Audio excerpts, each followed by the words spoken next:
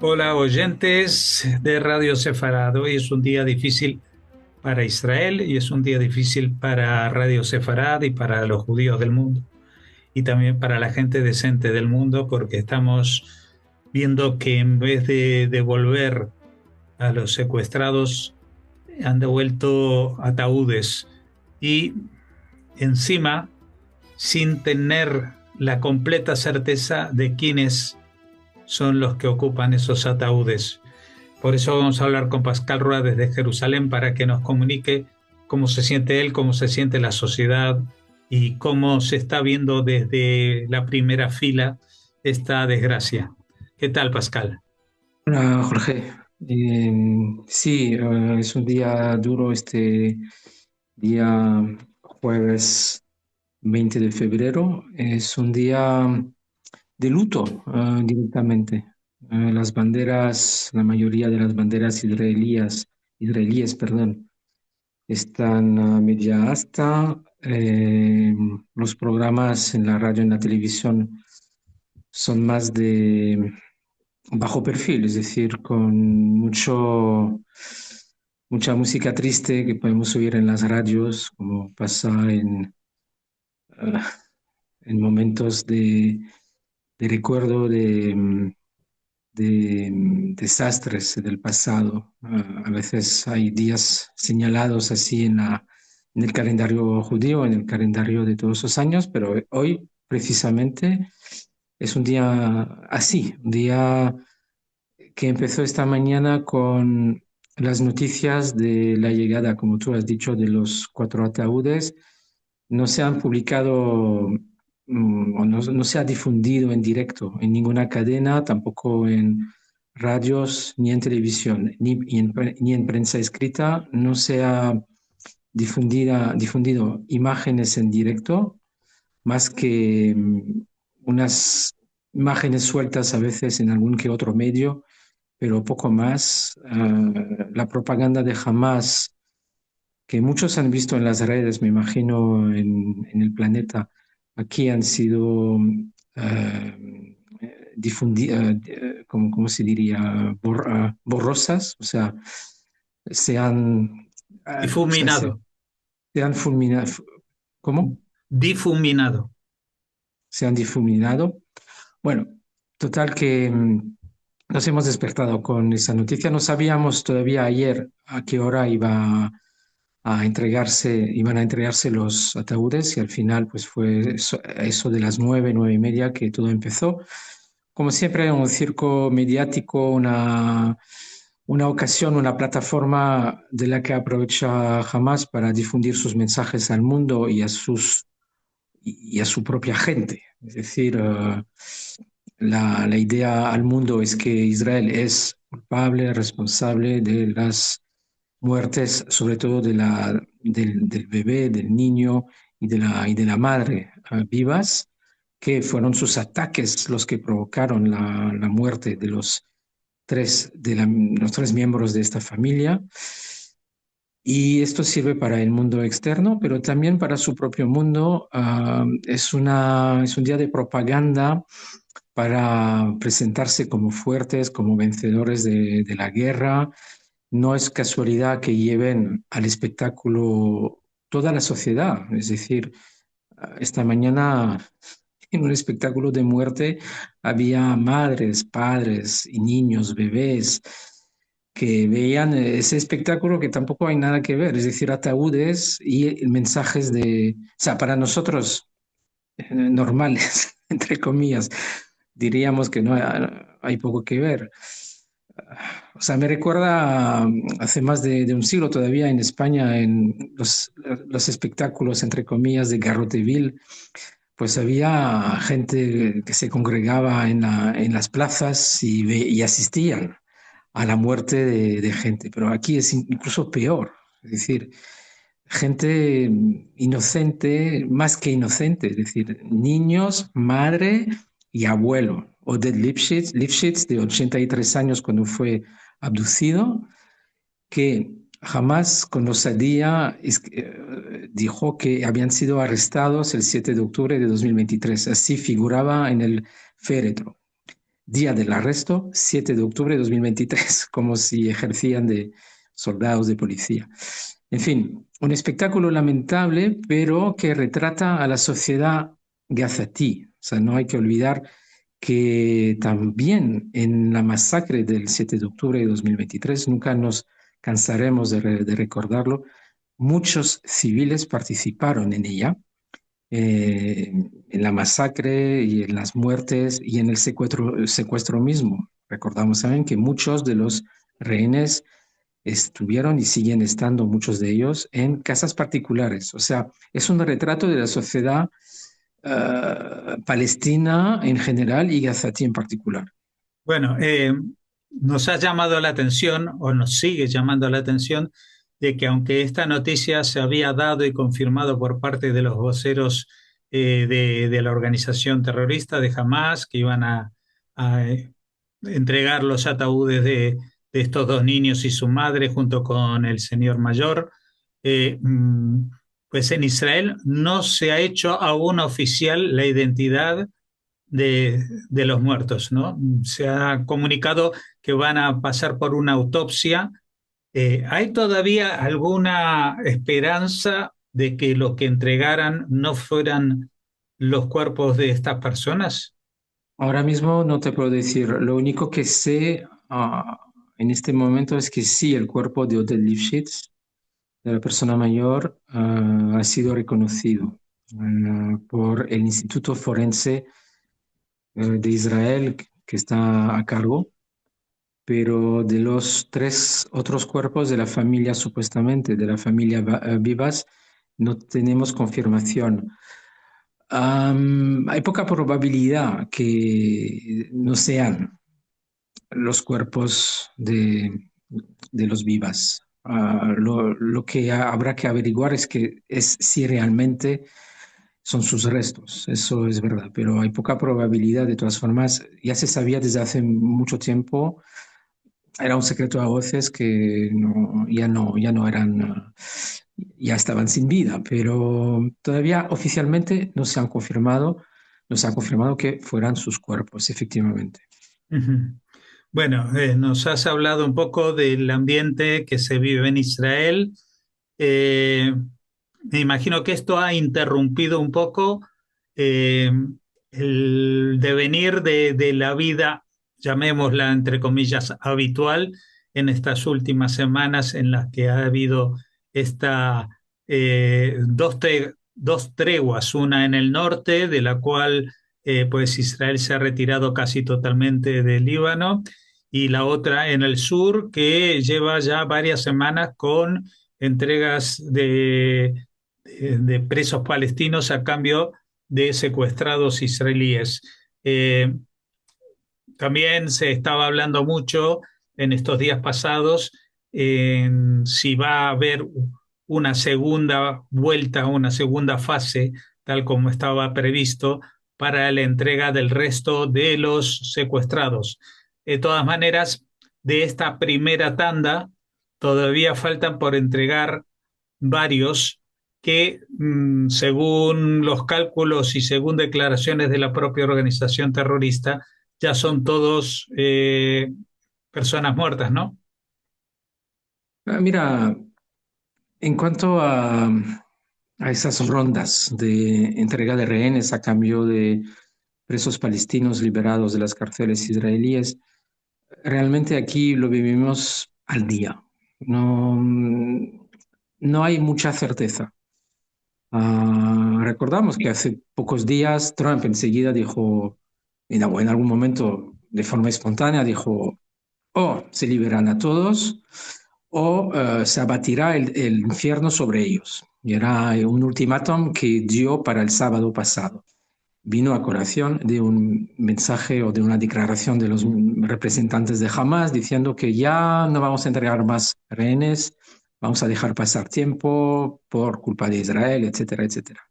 Trump dijo esto y enseguida Hamas se puso otra vez manos a la obra y liberó 3 rehenes el sábado pasado. Y de repente aprendemos que mañana, o sea, hoy por hoy, 4 cadáveres, 4 cuerpos sin vida. y de repente 6 más el sábado que serán liberados y tenemos ya los nombres que luego los nombraré. Ujú. O sea, Entre ellos, realmente perdón, entre ellos, entre los que se van a liberar el sábado, hay dos personas que están hace 10 años allí. sí, son historias increíbles. Al parecer, dos personas de nacionalidad israelí, Avera Mengistu y Hisham al-Sayed, que será un israelí beduino en este caso, seguramente, entraron por voluntad propia al territorio de Hamas. Entraron a Gaza y fueron capturados en ese momento. Y desde 2014 y desde 2015, la uno 2014 y el otro 2015, pues siguen ahí como rehenes y formarán parte efectivamente del grupo de los 6 que serán liberados este sábado. Y con eso se completaría la primera fase de los 33 que se habían pactado para la primera fase. Ahora, No, todavía no. Faltará otra tanda hasta el 2 de marzo. 2 de marzo es el final de los 42 días de la sí, primera tanda. pero por lo que ha señalado Hamas, porque teóricamente en un principio habían dicho que el sábado iban a liberar a 7 que estén vivos y después dijeron que solamente liberaban a 6 porque solamente había 6 que estaban vivos. Con lo cual, lo que hace pensar es que los que quedan son también ataúdes. Esto también no lo sabemos con certeza. Efectivamente, los 6 del sábado son vivos. Quizás formen parte de los últimos que queden vivos. Am, a día de hoy, o sea, desde hoy podemos decir que de los 251 rehenes que tuvieron desde el 7 de octubre, quedan 70. 70 menos 6 el sábado quedarán 64 y Tzahal ya confirmó de los 64, 35 muertos. O sea, quedarían todavía unos vivos según los cálculos de Tzahal, pero tampoco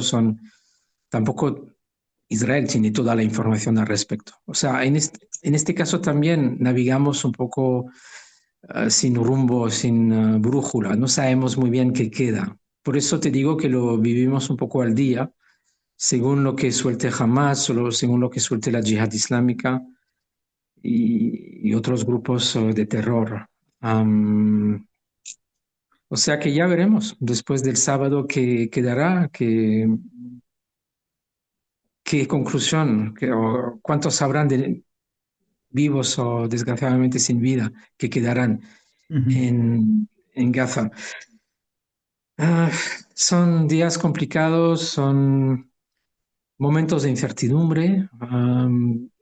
También se supone que las negociaciones para la segunda fase, o sea, recordamos que al principio se había acordado 3 fases, ahora estamos en la primera, luego la segunda fase incluyendo liberación de más rehenes a cambio de más presos palestinos. Todo eso, esto realmente queda en el aire. Israel no ha enviado ninguna delegación de momento para negociar la segunda fase. Todo huele a que Israel hace todo lo posible para recuperar a los vivos todavía. Es mi percepción. O sea, recuperemos cuantos más vivos posibles. Luego quedarán, es verdad, los sin vida. Haremos todo lo posible para recuperarles, pero tal vez no lleguemos a ese extremo y se reanuden las operaciones de guerra, porque, mira, hay un consenso, perdón, desde hoy, o sea, no solo desde hoy, pero hoy tenemos en Israel una, o sea, no entenderíamos en Israel que jamás siguiera en pie en cualquier caso, en cualquier escenario. Es imposible, o sea, no puedes, y no hablo de derecha, de izquierda, por supuesto, la extrema derecha enseguida en Israel habla de reocupar, de anexionar, de matar a todos en Gaza. Por supuesto que son discursos muy extremistas, pero no hace falta ser extremista hoy en Israel para decir que jamás no puede seguir. O sea, vamos a seguir actuando. Es muy difícil, es una guerrilla urbana, se esconden detrás de civiles, pero si no hay otra solución diplomática o una solución milagro gracias a la varita mágica de Trump, no le queda remedio, no queda más remedio a Israel que seguir la guerra, porque jamás sigue ahí ah, a nivel civil, tal vez a nivel militar todavía. Vemos que Tzahal está ocupado ahora en desmantelar contrabando, o sea, hay días de, o sea, hubo varios días de intentos de infiltración de drones con armas para volver volver a proveer armas a miembros de Hamas.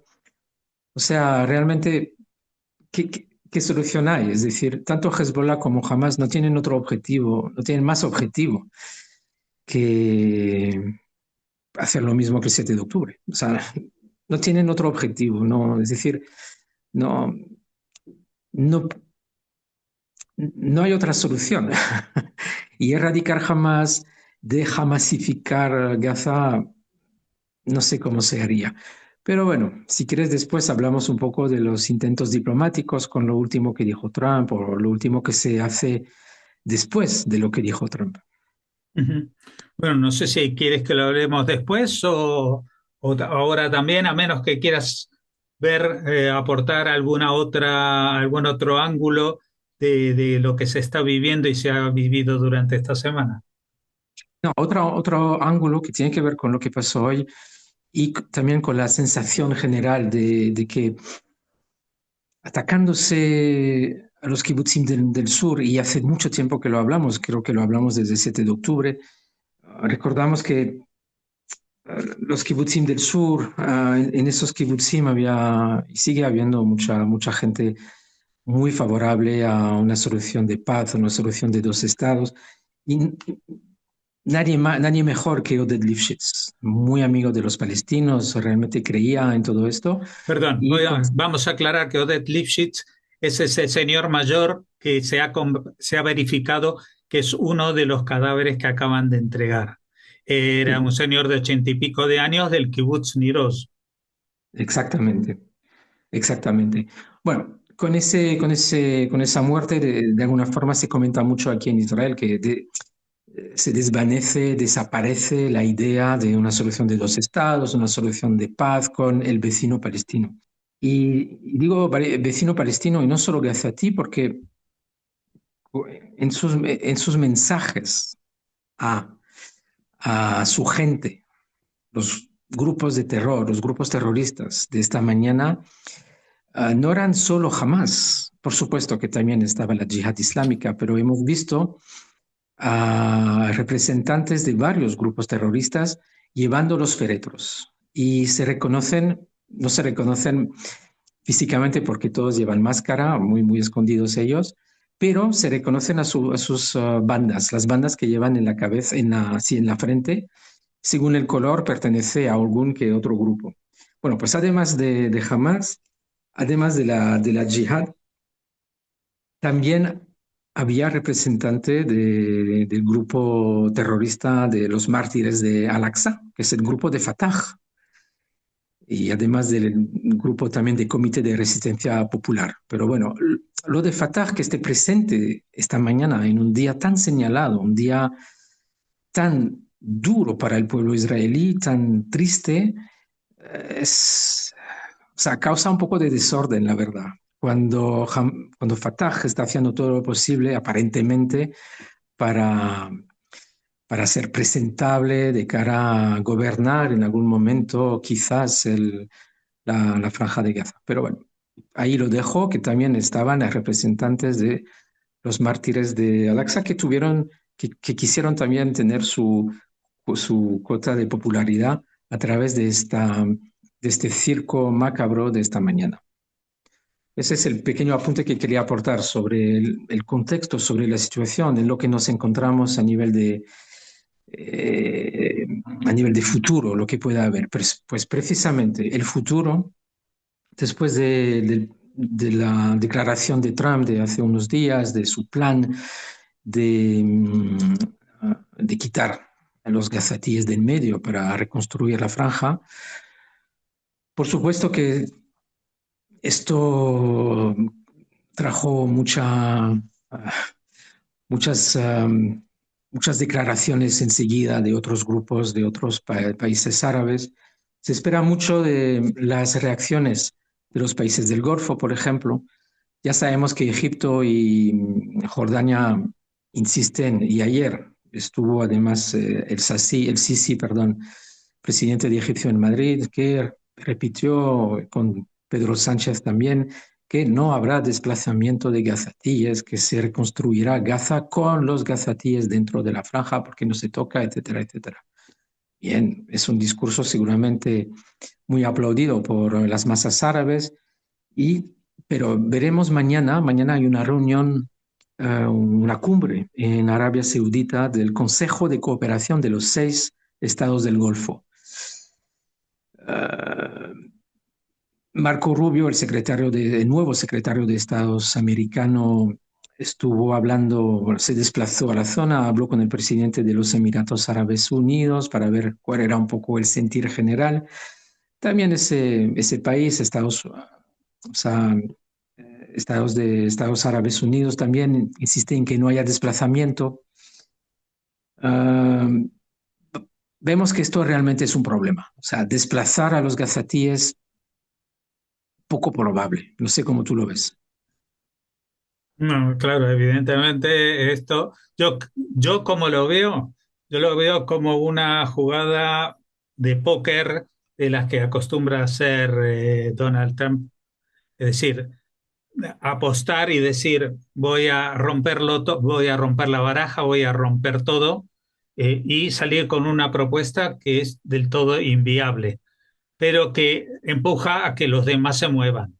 Es decir, esta gira que está haciendo el presidente egipcio al-Sisi no la empezaría a hacer y no se ocuparía él personalmente si no fuera porque Trump le ha dicho, eh, pues si no haces eso, pues te voy a mandar a 1 millón de gazatíes a Egipto y ahí te arreglas porque si no vas a perder todos los beneficios económicos que tienes de tu acercamiento a Estados Unidos. Y lo Ujú. mismo. Entonces, yo creo que es la forma que tiene Trump de actuar. Recordemos que en la primera presidencia de Trump, él también dijo lo de la expulsión de todos los mexicanos y de la valla eh, de separación que iba a ser hermética y que esto que el otro. Bueno, eso no se puso en marcha tal como lo había declarado él, pero sí que frenó durante un tiempo la inmigración mexicana o de Centroamérica a través de esa frontera, cosa que se reanudó con la administración Biden y que hizo más expulsiones del país que las que hizo Trump. Eh, o sea que hay que verlo esto un poco como una jugada de póker en la cual Trump sabe que es el que más fichas tiene en la mesa, el que va a apostar más fuerte y que va a obligar a los demás a actuar según sus deseos. Yo lo interpreto así, como también interpreto así lo que va a pasar con Ucrania, ¿eh? Es decir, no creo que vaya a desmantelar Ucrania para darle todo lo que quiere a Putin, pero sí que va a bajarle los humos a la Unión Europea, a la OTAN y a la propia Ucrania sobre lo que puede ponerse sobre la mesa para negociar. Entonces, Ujú. yo creo que van por ahí los tiros. No va a ser un resort de vacaciones la Franja de Gaza, pero tampoco creo que se vaya a volver a repetir lo que se repitió después de los operativos israelíes en el 2009, en el 2011, en el 2014, y que siempre acababan con la reconstrucción de los túneles. Si no eran túneles que entraban en Israel, eran túneles para crear esa red que se encontró Israel en esta ocasión. Ujú. Y no sé cuáles van a ser los mecanismos, pero va a ser muy difícil.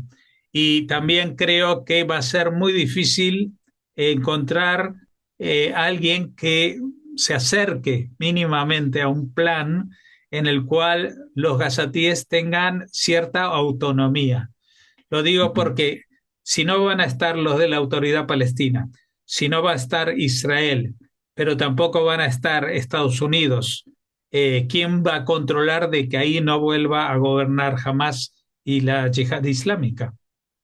Sí, Alguien tiene que ser el sheriff de esa zona y yo no sé por dónde saldrán los tiros, cómo acabará, pero me imagino que como en muchas películas en la vida real, pues al final el que tiene que hacer el trabajo sucio va a ser Israel.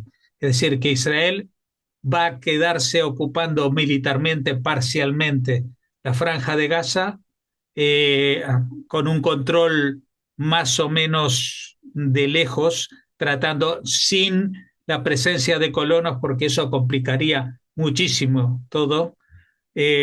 Así que van a tener un problema los israelíes también para controlar y para controlar a la gente dentro de Israel que tenga unas ideas diferentes sobre lo que tiene que ser Gaza. Esa es mi postura, lo que yo lo veo.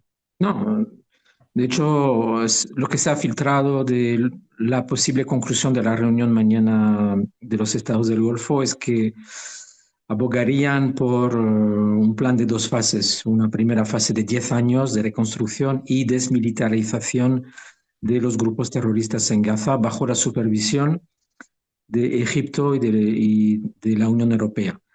Faltaría Estados Unidos. Yo dudo mucho que Israel se apoye únicamente en la Unión Europea y en Egipto, sobre todo Egipto, para el mecanismo de supervisión. Es un poco como lo que está pasando en el sur del Líbano. Es decir, ¿quién controla que efectivamente los grupos, vamos, los miembros de Hezbollah se replieguen al norte del río Litani? Es sobre todo Estados Unidos. Sí está Francia, algún que otro país también, pero sobre todo Estados Unidos. Yo creo que Israel no confía en nadie más que Estados Unidos de momento, incluso no en la Unión Europea, sobre todo después del 7 de octubre, como la Unión Europea se ha portado en general, salvo excepciones, por ejemplo, de Alemania o de Hungría o de Chequia, pero la Unión Europea en general poca confianza tiene de Israel.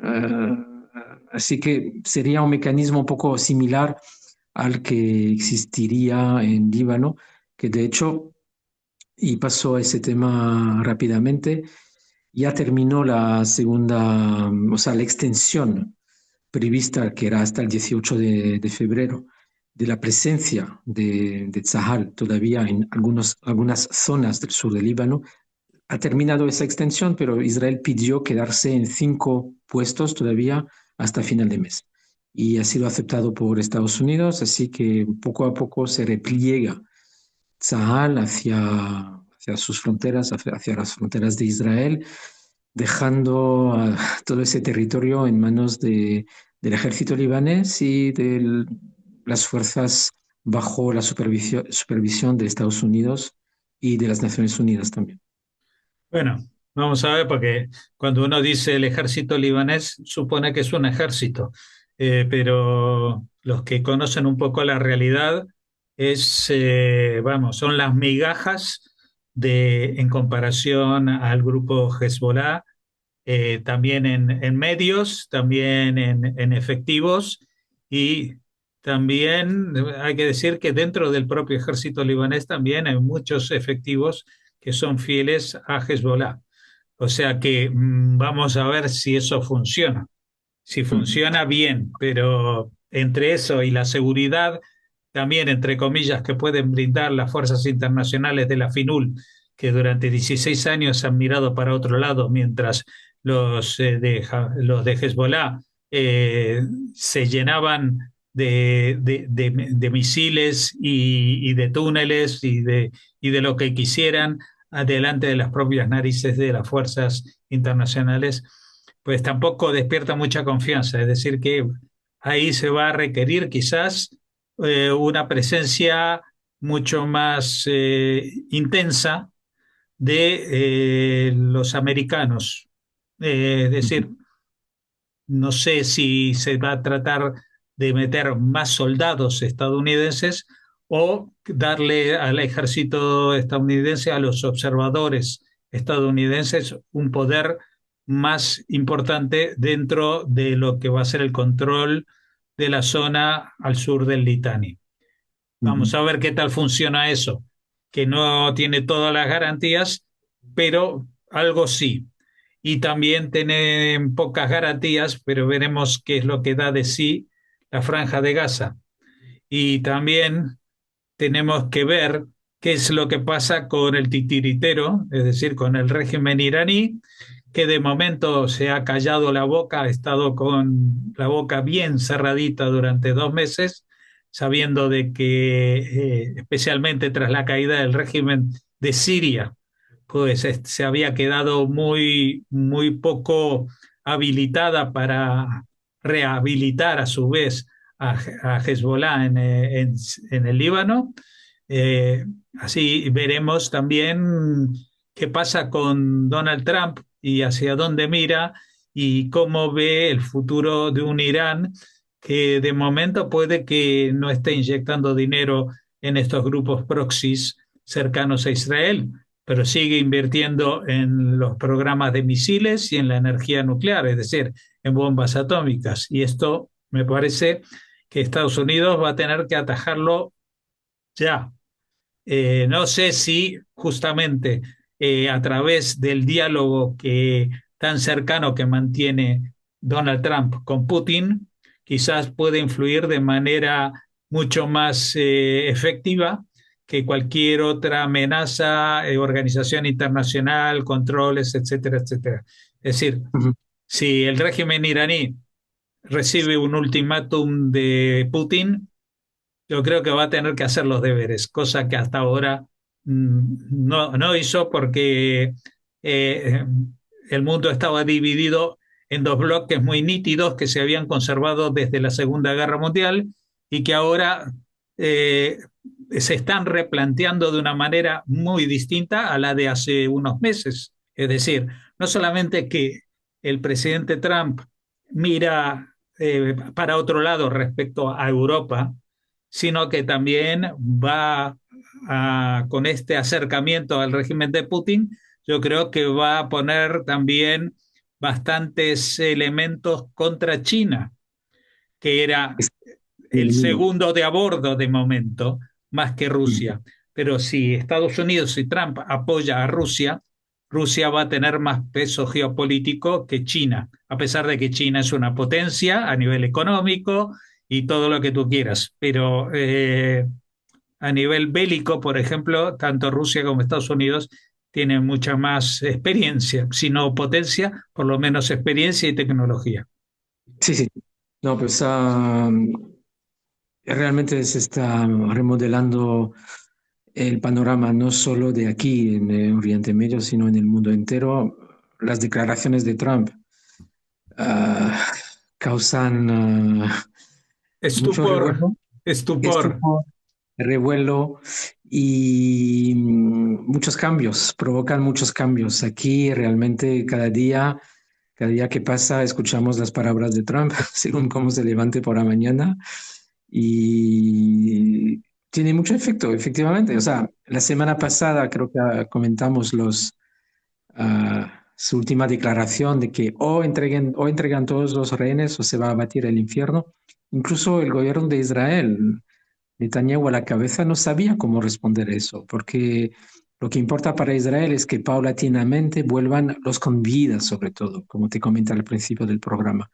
Es lo más importante. Estamos en esa fase ahora de recuperación de los rehenes cuantos más posibles. Pero de repente viene el elefante en en la sala y te comenta que todos o nada, todos o se van a tomar por.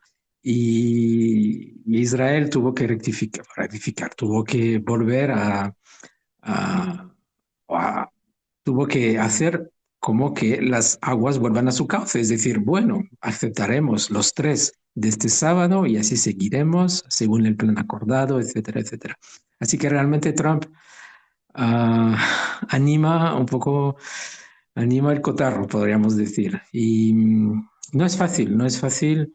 Y como te repito, y seguramente te lo diré también la semana que viene, vivimos al día en el tema del acuerdo de cese al fuego, realmente. Bueno, vivimos al día, pero nosotros seguiremos comunicándonos semana a semana para recuperar un poco el aliento y ver las cosas con un poquito de perspectiva, porque evidentemente las noticias y los incidentes nos atropellan y nos nublan la razón y tenemos que tomar cierta distancia para poder apreciar su verdadero impacto en la realidad. Muchas gracias, Pascal, y desde ya nos adelantamos a desearte un Shabbat Shalom y esperamos que también el sábado tengamos noticias de los rehenes que vuelven a Israel con vida. Hasta la próxima. Ojalá, ojalá.